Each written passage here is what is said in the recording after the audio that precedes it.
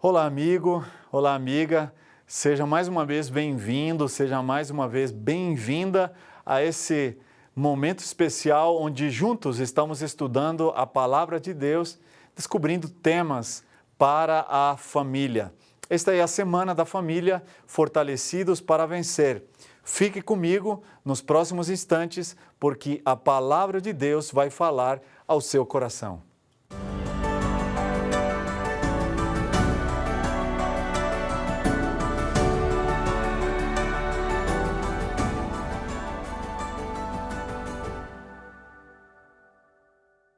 No tema de hoje, nós vamos estudar um assunto muito importante. Os últimos anos, o mundo mudou de forma dramática.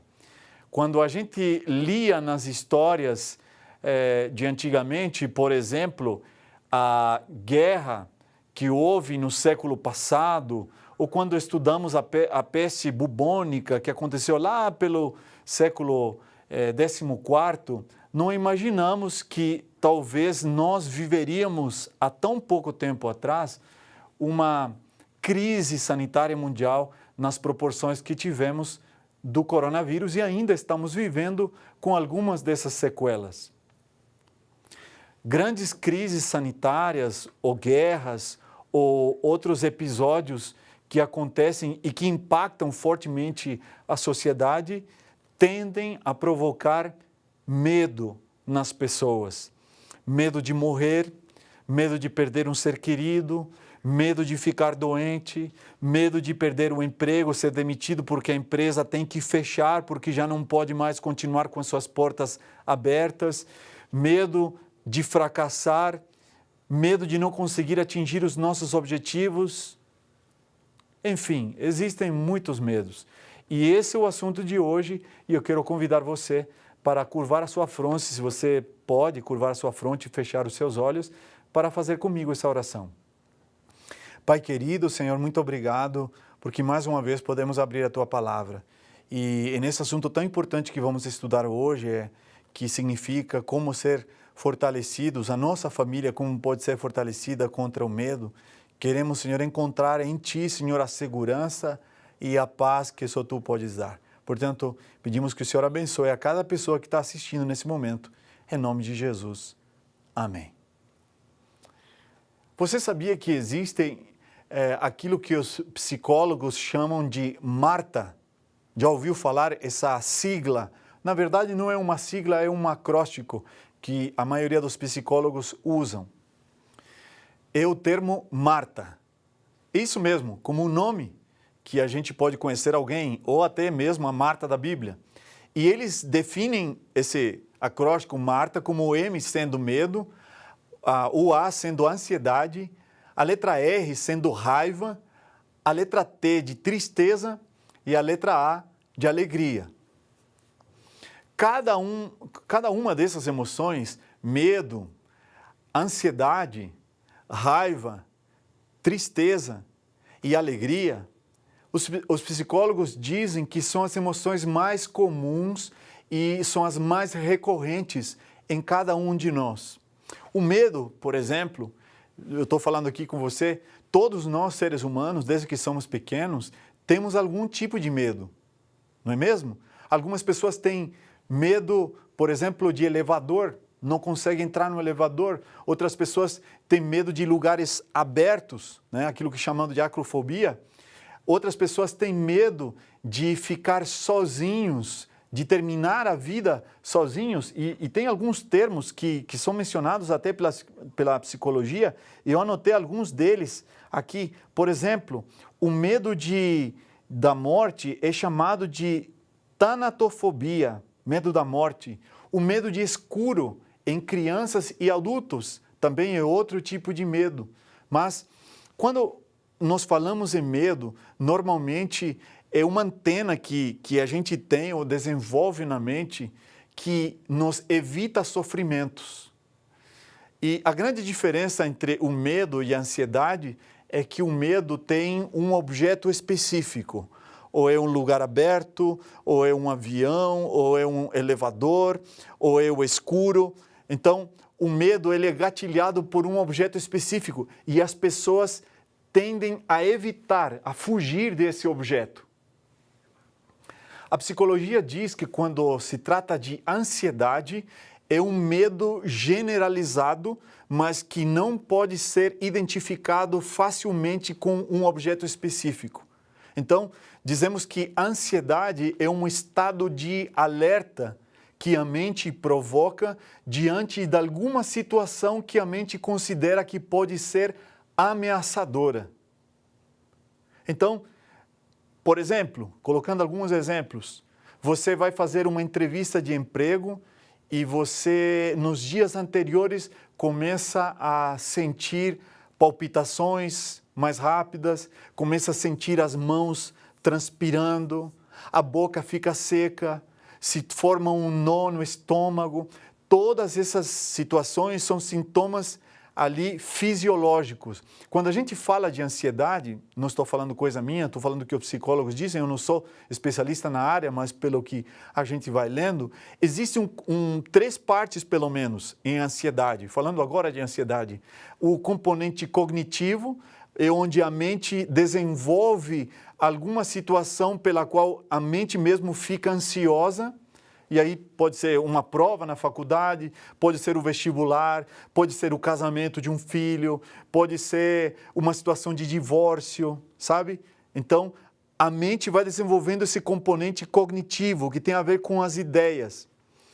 Mas, ao mesmo tempo, a mente manda um sinal para o corpo que se traduz em sinais fisiológicos. Tem gente que começa a sentir dor de cabeça só porque está angustiada. Quer ver mais uma coisa? Já vi pessoas que sentem dores absurdas no estômago, tem até que tomar morfina. Por quê? Porque estão vivendo um processo de ansiedade ao extremo. Tem gente que fica trêmula, tem mais diferentes tipos de reações fisiológicas devido a um processo de ansiedade. E o último componente que a psicologia diz na ansiedade é o componente comportamental. Ou seja, a pessoa tem alguns comportamentos diante da ansiedade, comportamentos típicos. Depois das reações, a pessoa foge, um comportamento de fuga, ela quer sumir do mundo, ela quer sair de casa, ela quer abandonar a família, ela quer abandonar a faculdade, não quer mais fazer a prova, ela quer abrir mão, sabe? Ansiedade, comportamento. Tem outro tipo de situação comportamental, é quando a pessoa está diante de um quadro de ansiedade um pouco mais severo, a pessoa fica checando as coisas para ver se consegue evitar alguma coisa que ainda não aconteceu. A ansiedade é o famoso e se. Já se reparou que muitas vezes a gente vive mais no e se do que no agora? E se... Como disse aquela música do nosso amigo Jefferson Pilar, né? E se o mar não abrir, e se a porta não for aberta, e se o plano que eu estou fazendo não der certo, e se a faculdade eu não conseguir terminar de pagar, e se meu filho não conseguir casar, e se meu sonho não conseguir ser realizado, e se a gente não conseguir gerar um filho depois de tanto tempo que nós estamos fazendo o tratamento, essa ansiedade desse e se traduz naquilo que nós estamos falando hoje. E sabe, na Bíblia nós encontramos vários e vários exemplos. Talvez um dos exemplos mais clássicos que nós podemos ler está aqui no livro de Êxodo, quando Deus chamou Moisés, lembra? E Moisés, ele estava apacentando o rebanho do seu sogro Jetro, e ele era sacerdote de Midian, diz aqui em Êxodo capítulo 3, se você tem condições de abrir a Bíblia, Êxodo capítulo 3, Moisés estava ali apacentando ali o rebanho do seu sogro, e de repente ele estava andando ali no deserto, chegou perto de Horebe, ali no monte de Deus, e ali o anjo do Senhor lhe apareceu numa chama de fogo, e no meio de uma sarça. E então Moisés olhou, a Bíblia diz, e eis que a sarça estava em chamas, mas ela não se consumia. Normalmente, quando uma coisa está pegando fogo, vai consumindo ao mesmo tempo. E aquilo chamou a atenção de Moisés, ele disse, vou lá para ver, que grande maravilha é isso, por que a sarça não se queima? E quando o Senhor viu que ele se aproximava para ver Deus no meio da sarça, o chamou e lhe disse: Moisés, Moisés. E ele respondeu: eis-me aqui. E Deus continuou e disse: não se aproxime. Tire a sandália dos pés, porque o lugar onde você está é uma terra santa. E disse mais: eu sou o Deus do seu pai, o Deus de Abraão, de Isaque e o Deus de Jacó. E então Moisés escondeu o rosto porque teve medo de olhar para Deus. Aqui está aquela reação diante de um objeto específico, não é ansiedade, mas é um medo diante de um objeto específico.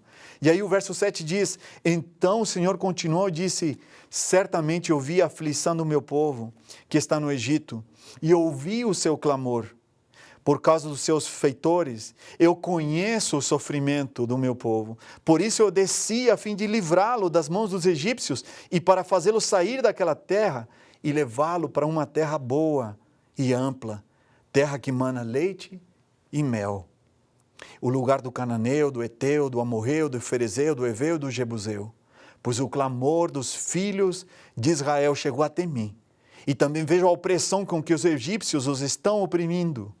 Até ali, Deus está falando para Moisés, e Moisés ficou encantado com a atitude de Deus. Ele pensou assim: Senhor, parabéns, porque o Senhor viu o sofrimento do seu povo, viu a aflição deles, viu os maus tratos, parabéns, porque o Senhor está tomando essa atitude, o Senhor desceu para livrar o seu povo.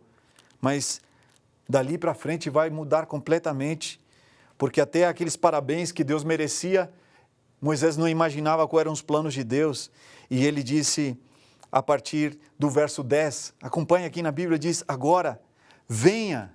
Deus chama, então envolve Moisés e diz: agora venha, e eu enviarei você a Faraó, para que você tire do Egito o meu povo, os filhos de Israel.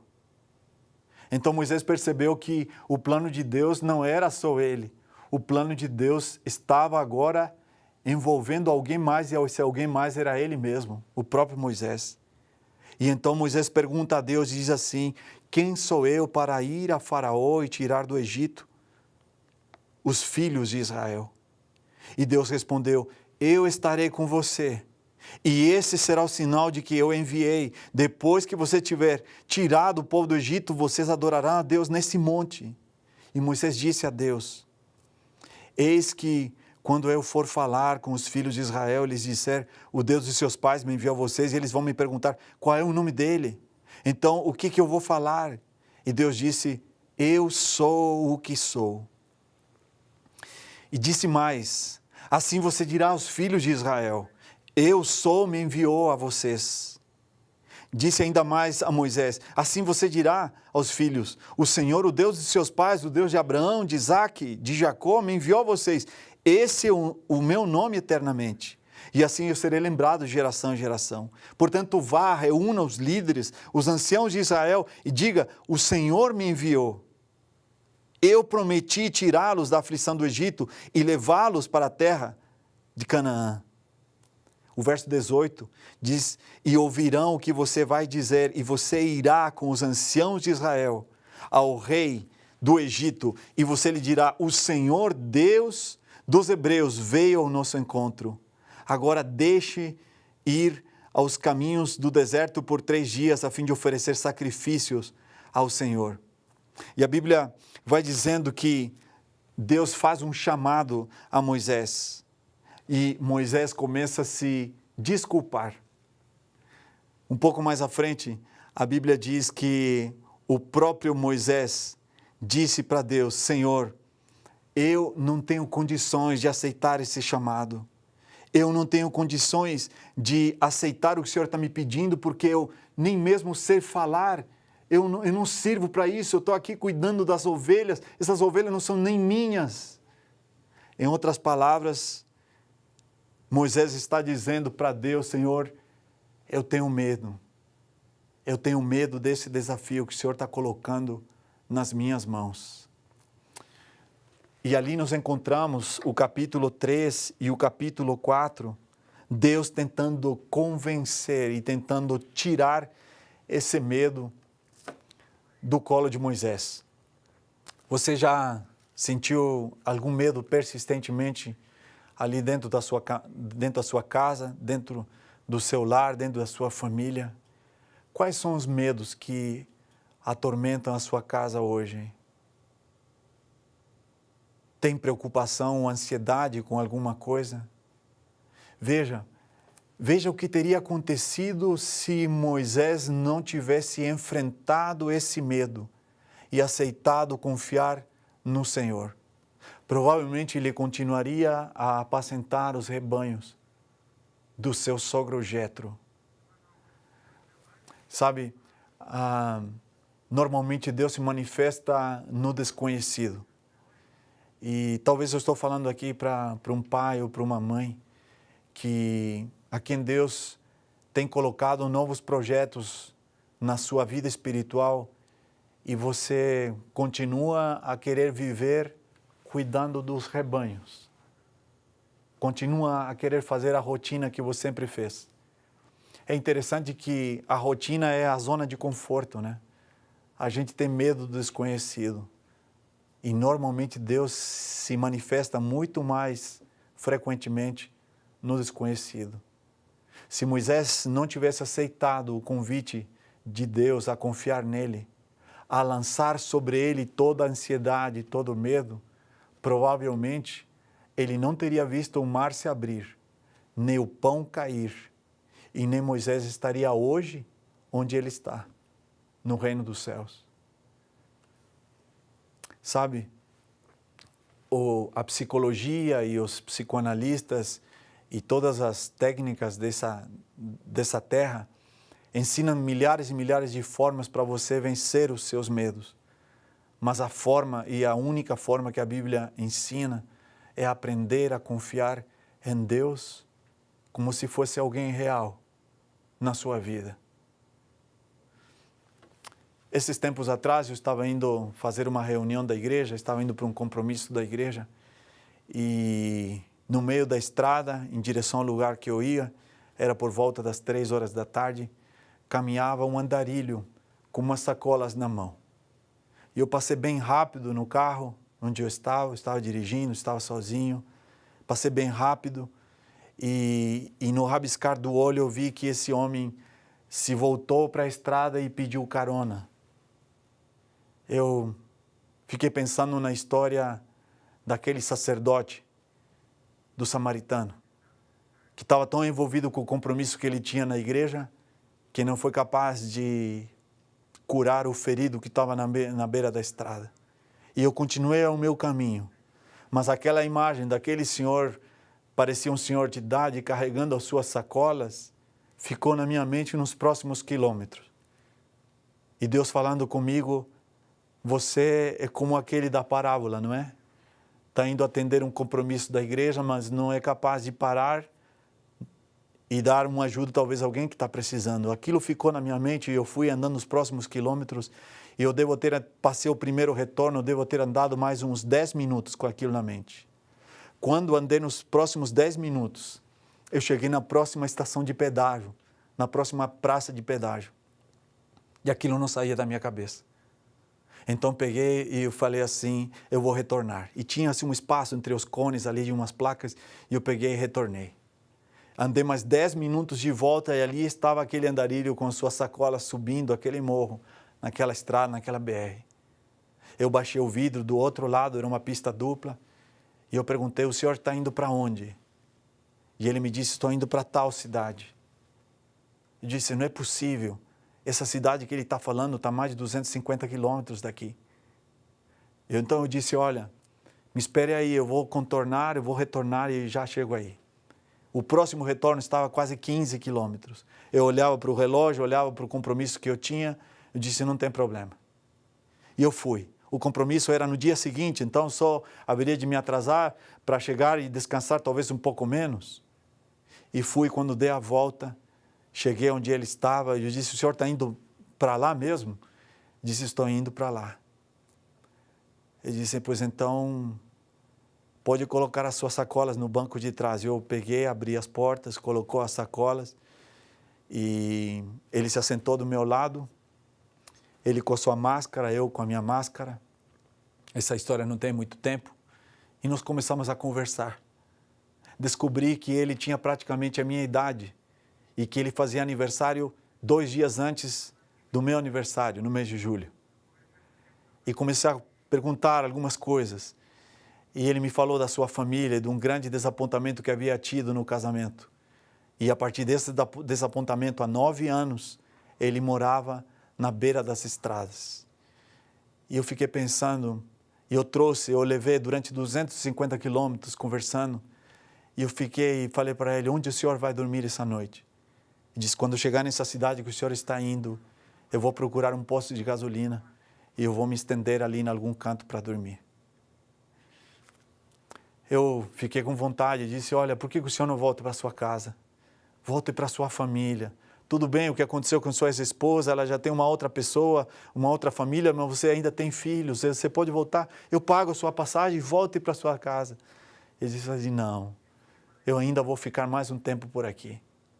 Quando nós chegamos até a cidade onde eu estava indo, eu parei no posto que ele queria, havia ali um restaurante, eu fui lá, deixei pago a janta para ele, peguei algumas roupas que eu estava levando para participar das reuniões da igreja e deixei com ele mais algum dinheiro.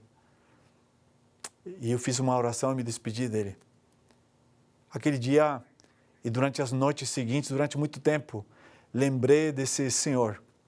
Não vou mencionar o nome dele aqui por uma questão de ética, mas aquele dia descobri o que significa confiar em Deus e viver cada dia como se fosse o último dia da sua vida.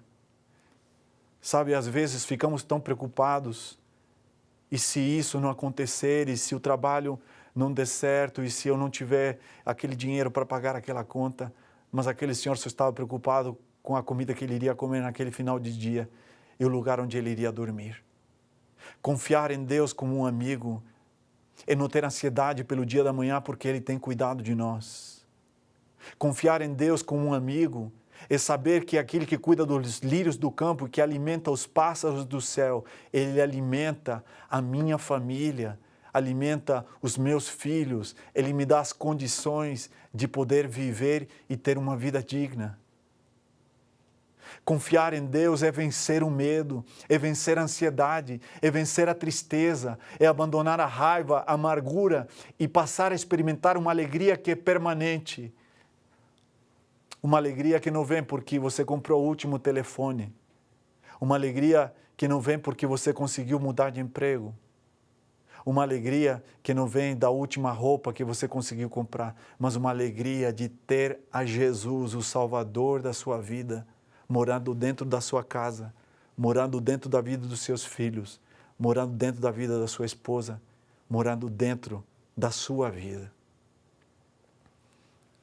Moisés hoje está no reino dos céus, mas tudo começou lá atrás, quando ele decidiu aceitar o convite que Deus fez, quando ele decidiu lançar os seus medos nas mãos daquele que diz, não temas, eu estou contigo.